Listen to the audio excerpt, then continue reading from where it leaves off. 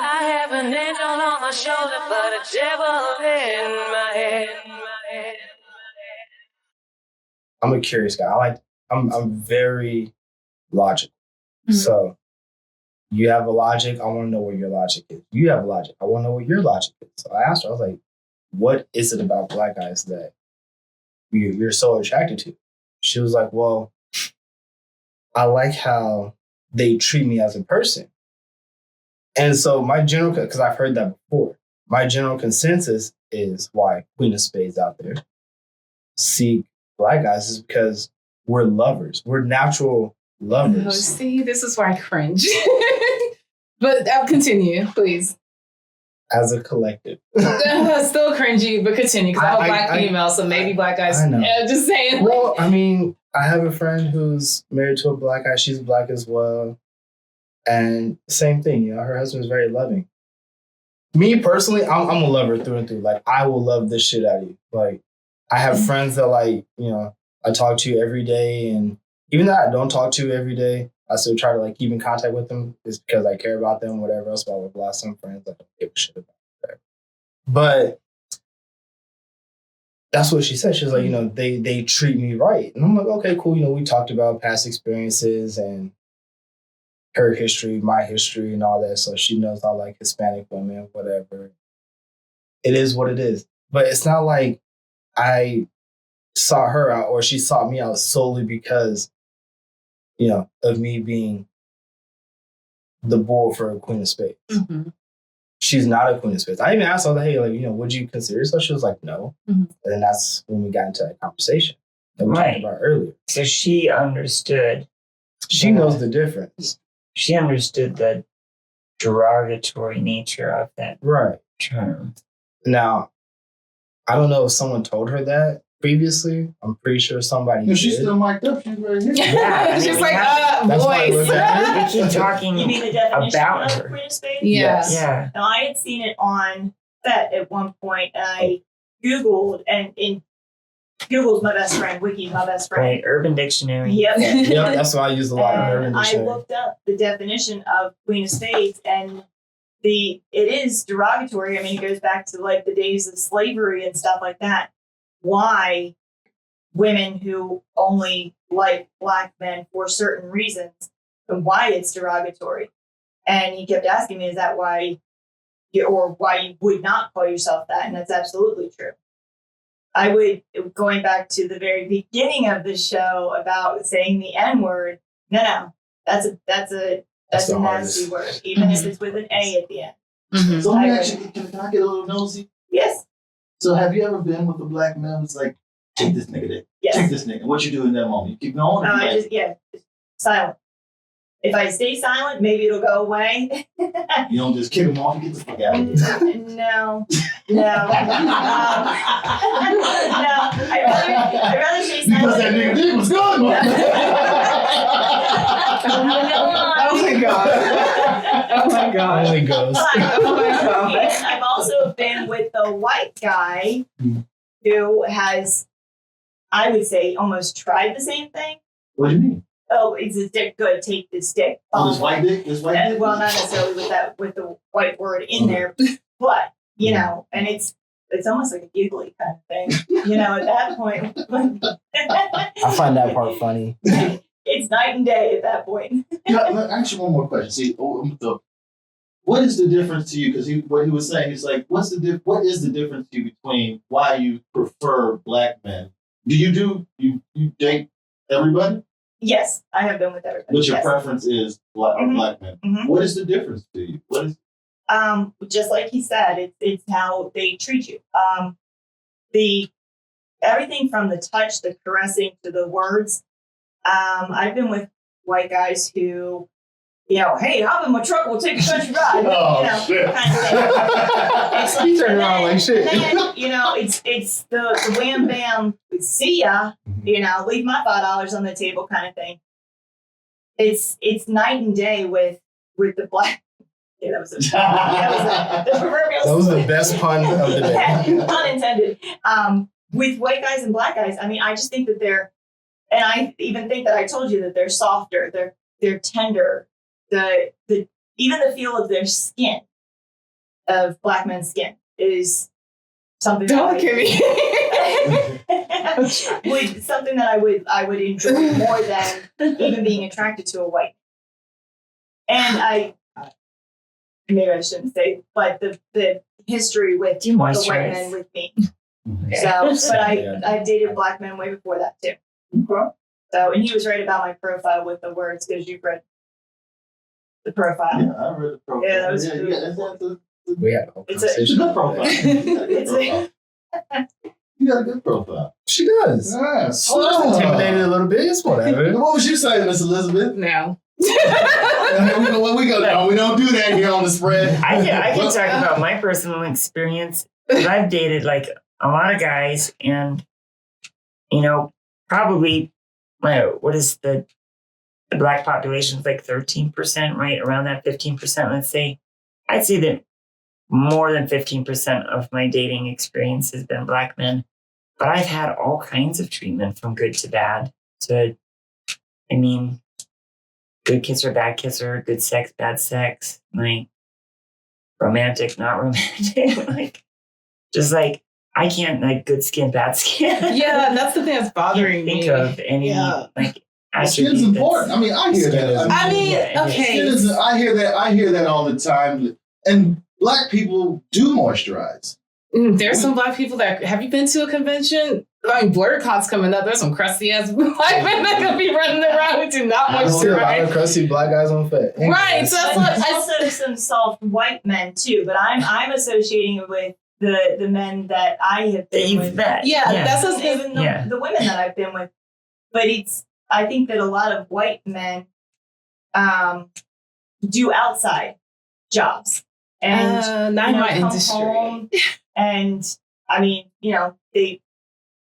I don't want to say don't take care of themselves, but I think that, like you said, the black men moisturize more. I think you don't agree, Miss Elizabeth, that black men are more into taking care of themselves. It's not about being taken care of. It's not to look ashy. Because no, I'm asking you a specific question. I'm asking you, in your experience, do black men are more into taking care of themselves, looking good than white men? I believe depends on what. Okay. As groups. As a whole group, because I feel like it's easier for me to take one of my white guy friends to a spa than as a black man who's going to tell me I ain't doing that gay shit. No, just saying. About take care of themselves, not go to the spa. This is my daily routine. Oh yes, because culturally, as black people, you have to present yourself a certain way to white people to be accepted. Uh-huh. So black men and black women have to do way more than white people to be accepted in society to begin with. So yes, historically, I would say as a group, I don't think being accepted in society has anything. I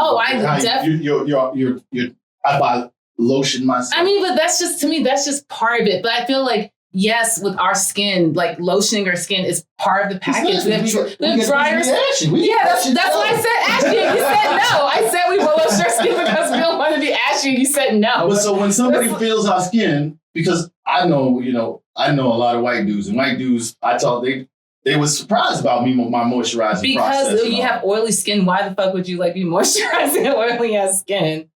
Who? White people? White people don't have oily skin. A lot of, okay, I won't say all because I'm not white. I just hear that most white people have like oilier skin, so they're not going to sit there and slather. I don't know. I'm not white, so I don't know. It's to me, it's not this culture. Okay, Korean men actually are way more pampering and way more into self-care than black men. They are the pinnacle of men who self-care. You want to know why? Why? Because they're in their home country. And so they're actually able to learn about their actual cultures in their home country rather than blacks in America. But that's a conversation we're probably not going to have. Oh, no, but that's why I'm bringing it there, though, right? So as someone who's culturally not from this continent, okay, when I hear people take on someone's color of their skin, and you talk about like, black men are, have you been to Africa? Like there's like black people are not a monolith, right? Like black people are not just African American. Black people are African. Black people are North African, South African. Black people are European. So it's like when it kind of shakes me a little bit when I hear people just. So you saying black men in Africa don't take care of themselves? I didn't say that. I'm saying like there are so many, like all we see here is like black people in this country. And when you say like I prefer black men, or because black men have softer skin, or black men are kinder. That was one reason she gave. I'm saying like in general, when you go on FetLife and you hear people talk about like why they like black men or why they like BBC or why they prefer, it's like, it's the same like rhetoric going around, the same descriptions, or black men fuck better, or black men are nicer to me, or black men are this. It's like a whole laundry list we've gone over. See, there's the difference. So this is the difference. And I've asked, just like Rob, I've asked several white women that question, right?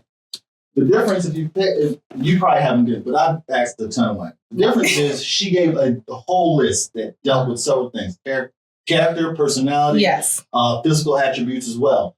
When a white person only says that physical aspect, no, but you you have a problem. You didn't let me finish. It wasn't about physical aspect. It's that my thing. Let me finish my whole thing so you can understand what I'm trying to say. So it's when you take anything and you literally use this, you codify it to represent a group of people is what bothers me, because not all black people are this. When you take something and say, oh, I like Asian guys because they're nicer, they're quieter, they're more submissive.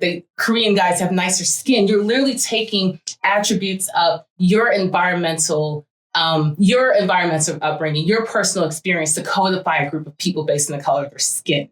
And there's nothing wrong with that, because if that's your personal lived experience, I cannot argue with that. Someone may have, out of all the guys I dated, the black guys are probably just the percentage of people that treated me better. So I'm going to preference myself to pivot to these people treat me better, and they just happen to be black. So I kind of like black guys. I don't see anything wrong with that. The issue becomes is that all black, I prefer black guys because they are this. You're codifying a whole group of people based on the color of their skin. But you're negating a person's experience, though. No, I didn't. I said that if you have a lived experience, it's kind of like nature versus nurture, right? It's like, or your environment. If that's your lived experience, like I don't know, it could be anything. Like every time I see, this person that has this like color hair, something bad happens to me. So I'm going to avoid that. I'm going to go to the people with this color hair because that's where the good experiences lie. You cannot argue someone out of their lived experience, because I feel like that's validation. That's their lived experience. My issue is that you have to come to a point of awareness, and we can say wokeness, to understand that you are still codifying a group of people based off the color of their skin. I don't think that's happening. Because this is what happens. Black people and African Americans have this history, right? I'm not American either, right? I don't come from a enslaved family or anything like that. African Americans have this particular history. And a lot of us other blacks, as we migrate to this country, we get introduced to these concepts. We experience racism. We experience all these things, right? We can't let ourselves get sucked into the place where every time if I hear a white person say, oh, I like your skin, we're thinking that there's something else behind that. You're not saying I like the skin. You're saying black people have soft skin. You're literally categorizing all black people to say black people. I don't think they're saying that. I think, and this is where I'm getting at, because of the trauma, the PTSD black people have because of the history, that's what they're always interpreting. They're always thinking, I'm talking about every black person. I don't think there are bad actors, there are good actors in the process. But the problem that we have is differentiated. We don't know how to figure out who's actually talking, where they're coming from when they're saying that. You know what I'm saying? So we got to kind of take a step back and say, and try to figure out, and this is the difficulty. I don't have an answer, but the difficulty in finding out how to filter those people. True. You know what I mean? So a person can say, oh, black people, like in her experience, the black men she's been with, the skin may have been better than, like we were talking to Lexi, I think that was when we was doing the audio thing, where she was like, oh, most of the black guys I run into have big dicks. And the other white woman was like, I've been having the opposite of it. You know what I mean? So her experience is, most guys, black men tend to have big dicks. That's my experience. Which I feel like is so valid. I'm all for people's lived experience, because you cannot invalidate someone's experience. Like, I don't care who you are, you can't. Like, I can sit here and talk about all the white guys that did whatever to me, and this is why I don't fuck with, you know what I'm saying?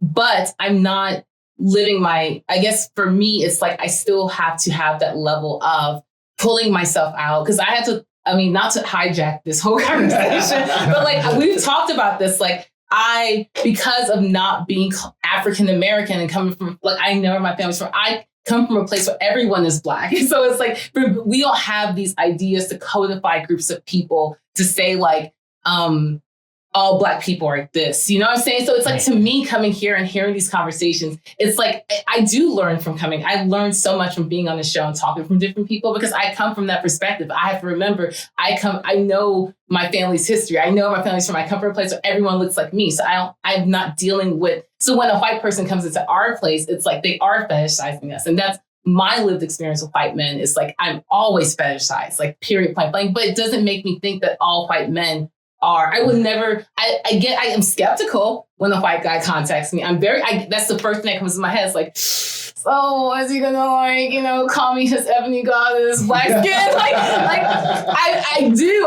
It's because of my lived experience. It's like the first thing. And then I'm like, you know what? No, I'm not gonna do that, because not all white men fetishize Black women. But coming from this culture of this country of slavery and everything, I'm still kind of like, because then it always comes down to like, you know, the words. This is a question. Is it the culture, the country? I know the history is there, but like you said, you come from a country where Black people are everywhere. Yeah. So when you come to a place where there's so much diversity, aren't there differences? I mean, there's differences, but again, it's like, it's not the differences or the lived experience that kind of route me to hijack this conversation. It's the rhetoric that we use around the color of my skin. Generalizing. Yeah, you're generalizing a group of people. So it may not be with the intention of, like you said, like you're coming from your lived experience, but I'm not accusing anyone of doing anything, but it's like, regardless of how much history has gone away, the fact is racism still exists. Okay, so when you use that kind of rhetoric, for some people like me, maybe not like you, it kind of still, like the same to the white guys who hit me up, and I get that little like, oh God, is it gonna be like do I have to like, yeah, like am I gonna have to you know, like play this whole massive game? I really don't want to play it, even though I did. That's a whole nother episode. You watch that. I've been to the race play thing, but you get what I'm saying. Like, it still is, unfortunately, it's 2022, and this shit still exists. So generalizing people and using that kind of rhetoric, for me and a lot of people in and out of the lifestyle just rubs us the wrong way, because it's still, you're generalizing people based on color of skin. Just saying, you know, like, but I'm not going to take away from someone's lived experience. You can't tell me that, you can't stop me from having little red flags of white guys hit me up. Like, no one's going to be able to take that out of me until I keep experiencing people who aren't like that. I have an angel on my shoulder, but a devil in my head.